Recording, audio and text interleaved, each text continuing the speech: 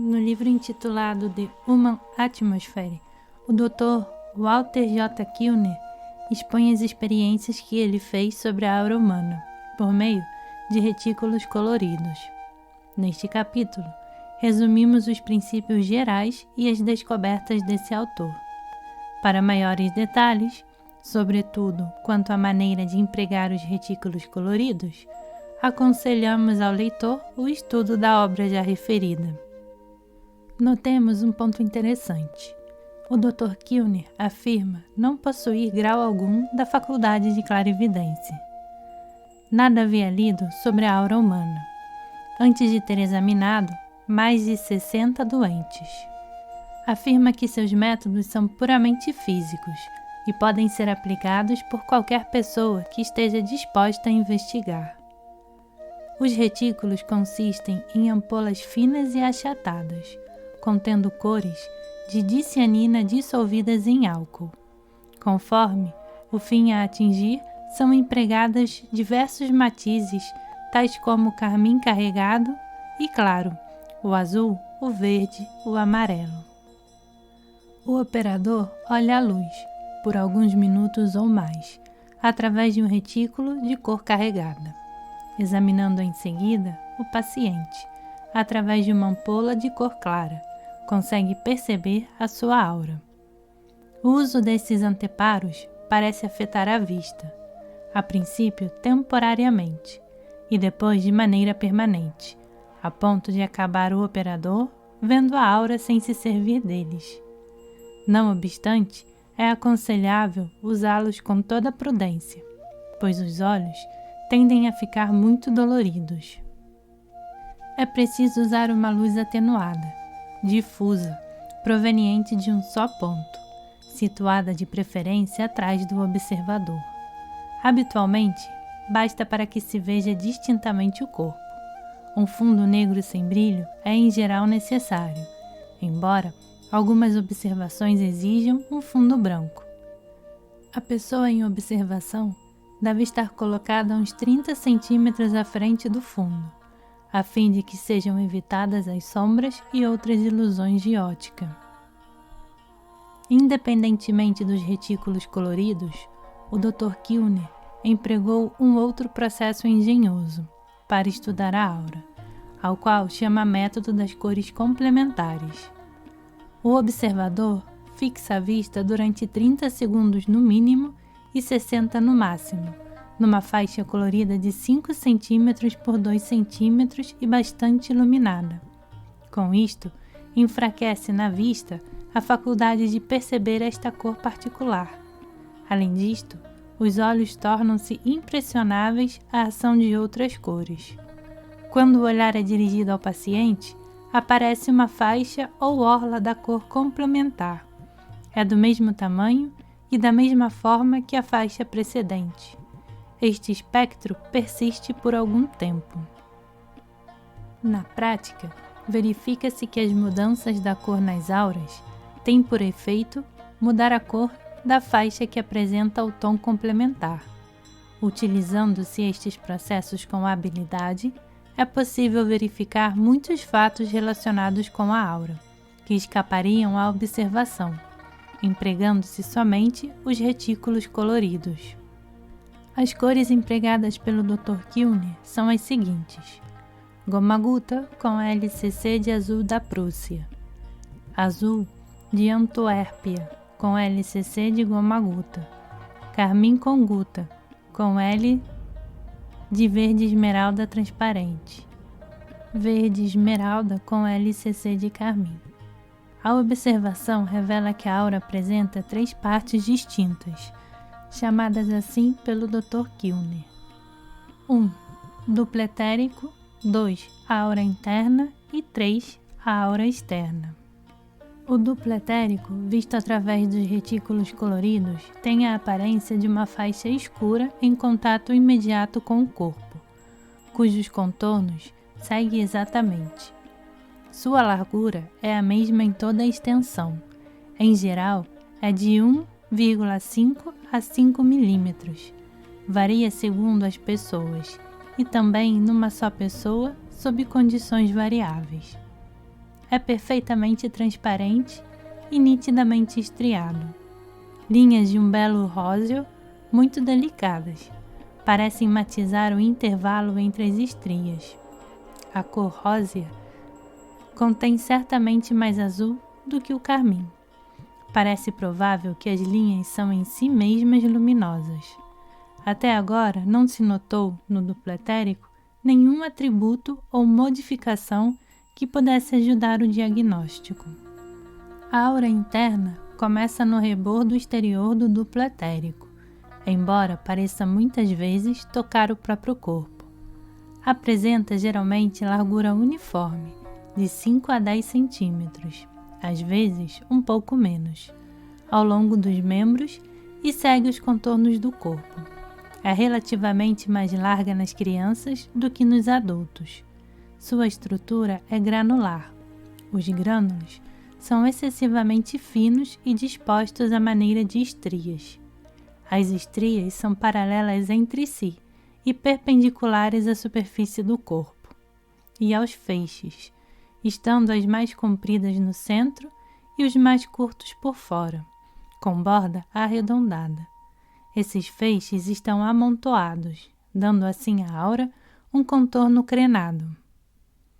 Nenhuma cor se notou nas estrias. Em casos de doença, são menos visíveis. A aura interna é a parte mais densa da aura propriamente dita. Nas pessoas de saúde robusta, é em geral nitidamente acentuada e mais ampla. A aura externa começa no rebordo externo da aura interna e, ao contrário da aura interna, varia consideravelmente em tamanho. Ao redor da cabeça, ultrapassa em geral de cerca de 25 milímetros o plano dos ombros. Nos lados e atrás do tronco, tem cerca de 10 a 12 centímetros de largura e um pouco menos na parte dianteira do corpo, cujos contornos acompanhada de perto. É às vezes um pouco mais estreita nos membros inferiores. Sua largura é a mesma nos braços e nas pernas, porém é geralmente mais larga nas mãos e ultrapassa de muito, frequentemente, a extremidade dos dedos. O contorno não é perfeitamente nítido, pois esvanece-se gradualmente no espaço. A aura externa parece sem estrutura e não é luminosa. A parte interior da aura externa apresenta grânulos maiores do que os da parte externa. Os diversos tamanhos de grânulos se fundem gradativamente e imperceptivelmente uns nos outros. Até a idade de 12 ou 13 anos, as auras das crianças de ambos os sexos se assemelham, sendo apenas a aura feminina mais delicada, geralmente do que a masculina. A partir da adolescência, as duas auras, masculina e feminina, podem ser distinguidas. Uma e outra apresentam, entretanto, numerosas particularidades individuais. A aura feminina é geralmente muito mais larga nas partes laterais do corpo e sua largura máxima encontra-se na cintura. É também mais larga atrás do que na frente. A parte mais larga está na concavidade lombar, onde forma frequentemente uma convexidade. O Dr. Kilner acha que a forma ovoide é a mais perfeita. Os desvios resultam de insuficiente evolução. A delicadeza e a transparência caracterizam a aura de tipo superior. As crianças têm auras cuja largura, em proporção à altura, é maior do que nos adultos. Além disto, têm, sobretudo os meninos, uma aura interna quase tão larga quanto a externa, a ponto de se tornar às vezes difícil distingui-las. As pessoas inteligentes possuem, em geral, auras maiores do que as medíocres, isto é, mais notável ao redor da cabeça. Quanto mais acinzentada é a aura, tanto mais o indivíduo é obtuso ou de mentalidade débil. Às vezes, pode ser discernida uma névoa excessivamente leve, ultrapassando de muito a aura externa.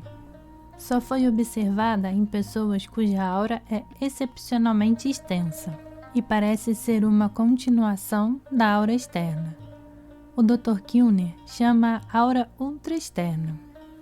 Foram observados raios, placas, correntes luminosas que emanam de diversas partes do corpo.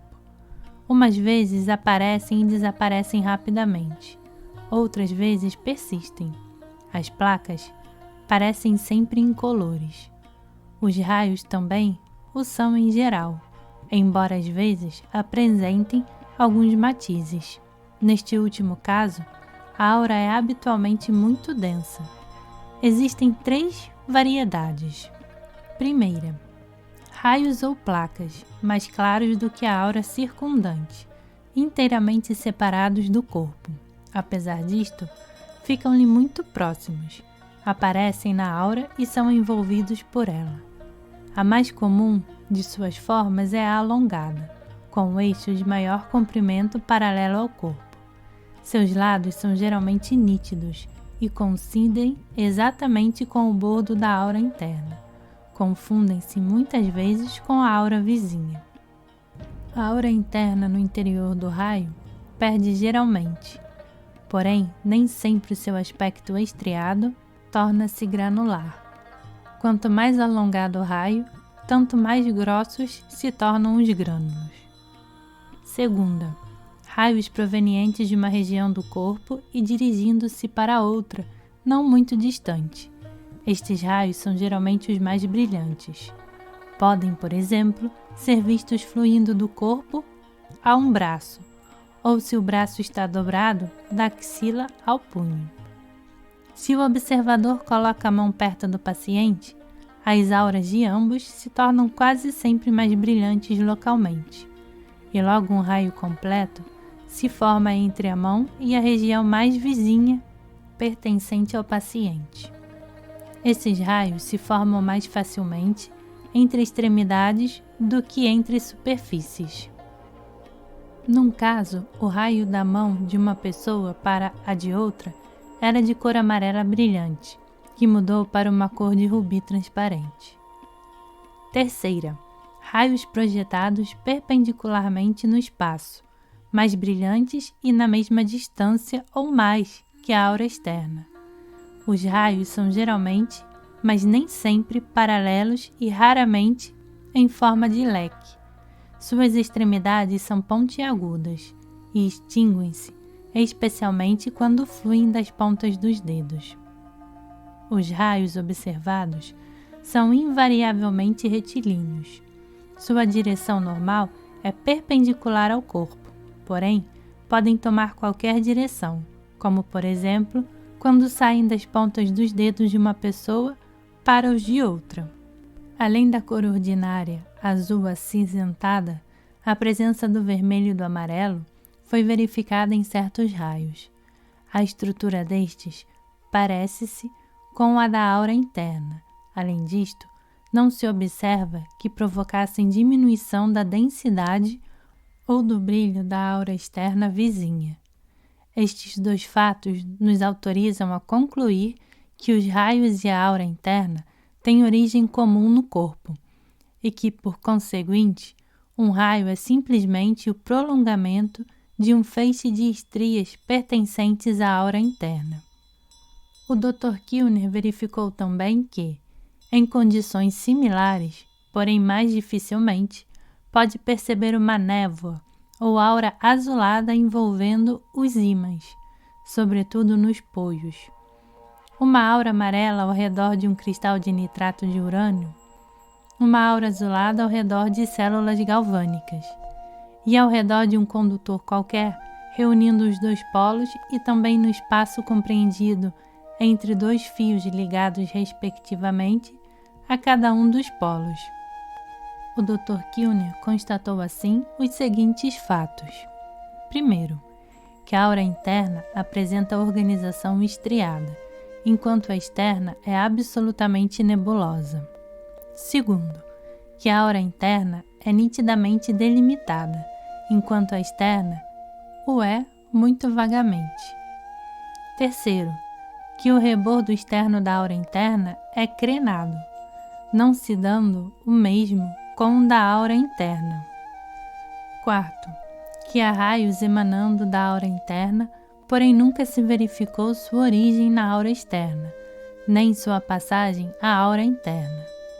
Daí, o Dr. Kilner tirou as seguintes conclusões: que a aura externa provavelmente não é derivada da aura interna, e segundo, que provavelmente as duas auras não são produzidas pela mesma força. O Dr. Kilner distingue, pois, a força áurica número 1, 1AF, que faz nascer a aura interna. Segundo, a força áurica número 2, 2AF, que produz a aura externa. 1AF parece agir com energia extrema em uma região delimitada. Um aumento local desta força permite projetar raios conscientemente por um esforço de vontade. 2AF é mais móvel e seu campo de ação é mais vasto do que 1AF. Parece inteiramente independente da vontade.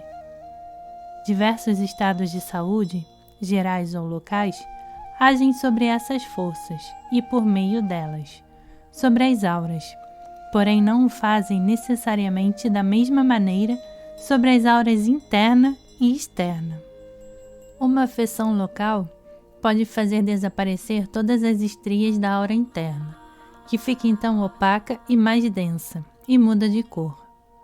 Pode também apresentar listas grosseiras, muito diferentes das estrias finas que caracterizam o estado de saúde normal. Enfim, pode produzir uma falha na aura interna. Uma afecção que interesse grande parte do corpo pode tornar a aura interna mais estreita de um lado do corpo do que de outro. Ao mesmo tempo, surgem modificações na contextura e muitas vezes na cor da aura interna. As variações da aura externa, devidas a 2AF, são menos acentuadas do que as da aura interna. A largura pode diminuir, porém nunca desaparecer. A cor também pode mudar. Uma alteração sofrida por uma grande parte do corpo pode modificar inteiramente a forma da aura externa. Esta pode se tornar mais estreita, sem que a aura interna seja afetada. Porém, se a aura interna se encolhe, sucede o mesmo com a externa. As alterações nas auras podem ser causadas por doenças. Na histeria, a aura externa é mais larga nos flancos do tronco. Sua largura diminui bruscamente perto do púbis e forma-se uma protuberância na região lombar. Na epilepsia, de ordinário se contrai, em toda sua extensão, um lado de ambas as auras, interior e exterior. A interior se torna mais tosca e as estrias diminuem ou desaparecem. A cor é geralmente cinzenta. Uma contração da aura interna é sinal invariável de doença grave. Observa-se, algumas vezes, verdadeira ruptura na aura. A aura interna quase não muda de forma e de tamanho, porém sua textura muda bastante. A aura externa varia mais frequentemente e de maneira mais acentuada, na forma e no tamanho, porém a alteração é quase imperceptível na textura. Em caso de enfermidade, o primeiro sintoma mórbido é a diminuição ou a perda completa das estrias. Concomitantemente, os grânulos parecem mais grossos, porque os menores se aglomeram.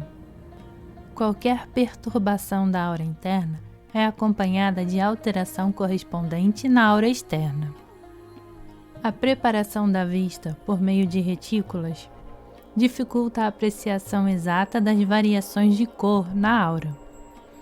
Parece que a gama das tonalidades vai do azul ao cinzento e que a cor depende mais do temperamento e das faculdades mentais do que das alterações na saúde física. Quanto maior for a sua energia mental, tanto mais azulada é a aura. A deficiência de energia mental traduz-se na aura pela cor cinzenta. Certas experiências feitas pelo Dr. Kilner provaram não somente que os raios podiam ser emitidos de diferentes regiões do corpo, por um esforço de vontade, mas também que esse esforço podia fazer variar a cor de um raio ou de uma parte da aura. Desta maneira, foram produzidos o vermelho, o amarelo e o azul. A cor azul é a mais fácil e a amarela a mais difícil de ser produzida. Um estudo atento dos resultados obtidos pelo Dr. Kilner revela que os mesmos estão perfeitamente de acordo com as observações obtidas por clarividência. O Dr. Kilner, entretanto, parece ter estudado com mais minúcia, em certos pontos, a estrutura da aura e os efeitos nela produzidos pelas doenças. O que o Dr. Kilner chama do pletérico é, evidentemente, o veículo a que os clarividentes dão o mesmo nome. As estrias da aura interna do Dr. Kilner são claramente idênticas às auras da saúde.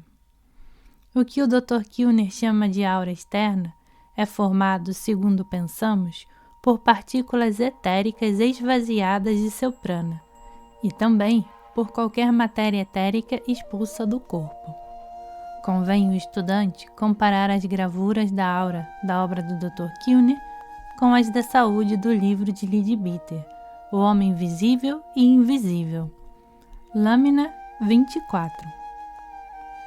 É razoável pensar-se que, se os métodos do Dr. Kilner forem aperfeiçoados, permitirão que se perceba fisicamente, primeiro, os chakras etéricos, segundo, o fluxo e a circulação do prana no corpo, e terceiro, a natureza e a estrutura do duplo etérico dentro do corpo. Como o Dr. Kilner mencionou, a dificuldade de se perceber a aura sobre um fundo de músculos, perguntamo-nos se não seria possível obter-se um fundo conveniente, colorido, de qualquer maneira, a pele da pessoa observada. O Dr. Kilner acrescenta que o único fim de suas pesquisas foi utilizar a aura como um meio de diagnóstico. É, pois, provável que, levadas mais longe, essas observações revelassem propriedades da aura que, embora sem utilidade para o diagnóstico, apresentassem todavia interesse científico. Os fatos observados. Primeiro, que a má saúde altera a aura. Segundo, que a matéria etérica de auras vizinhas se reúne e forma raios. Terceiro, que os raios podem ser formados e dirigidos por um esforço de vontade. Quarto, que a própria cor dos raios depende da vontade. Parece indicar mais um pequeno passo progressivo nas curas magnéticas e mesméricas. Aguardaremos com confiança que o investigador empreenda o estudo deste importante e interessante assunto, com o mesmo rigor que caracteriza as pesquisas do Dr. Kilner.